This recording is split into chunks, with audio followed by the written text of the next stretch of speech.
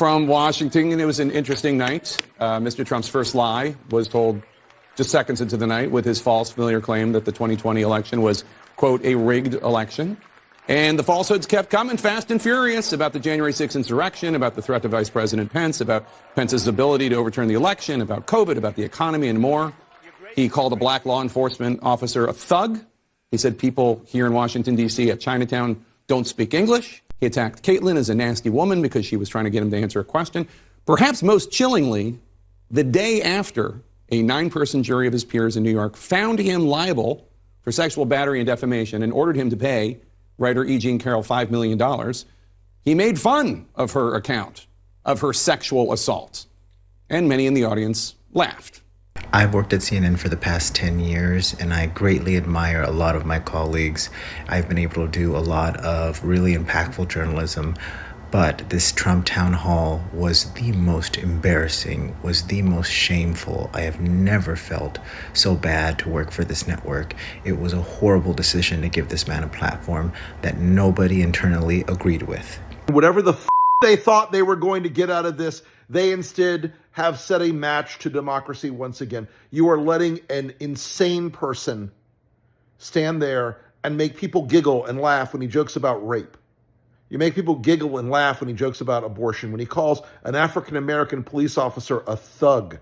This insanity should be pulled off the air. Chris Licht, you should be ashamed of yourself. This is astoundingly bad for the brand of CNN. It's astoundingly bad for the country. And it's astoundingly bad, honestly, folks, for every other Republican candidate in the primaries. Wrap that up. It's done. You saw this tonight. You know you can't beat him on the stage. Everybody else, oars up. Time to go to work because he's going to be the nominee. This is unbelievable. I've never seen anything like it.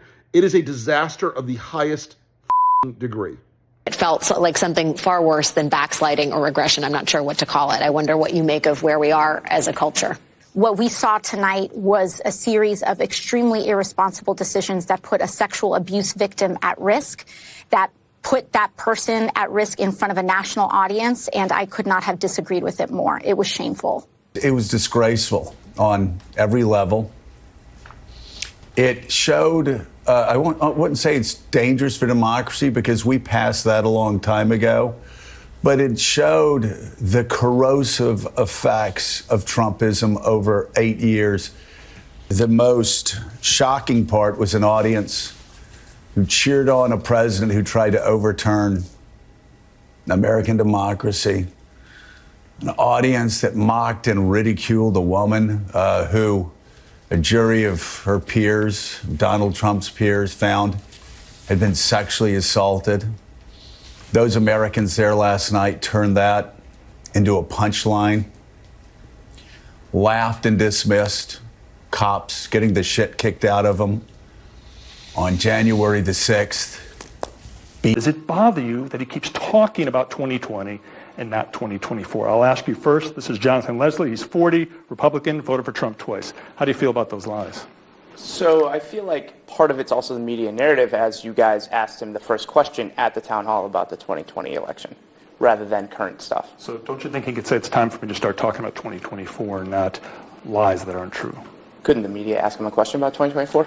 Well, there were questions, but you're right, that was the first thing, but that's something that was on our mind. Caitlyn spent more time interjecting her own viewpoints or her own views on the situation. Excuse me, those are actually facts now. Now, are you guys not going to interject your views on me, or do I get a chance to speak now? If you're speaking falsely, those were facts. The town hall is for the president to speak to the voters of New Hampshire, not for this back and forth with media. That's number one. We spent 22, 23 minutes talking about January 6th. We could have been talking about a whole lot of other issues instead of doing that for the first half hour or so. But let me be very clear.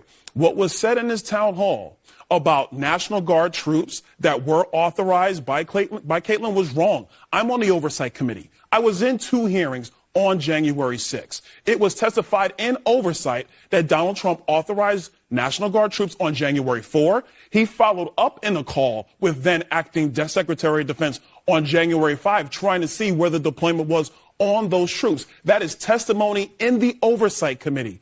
Everybody testified in Oversight Committee when Nancy Pelosi was Speaker of the House, except one organization, and that was the Capitol Police. Did you read the because Secretary Nancy of Defense's Pelosi would book? not allow that.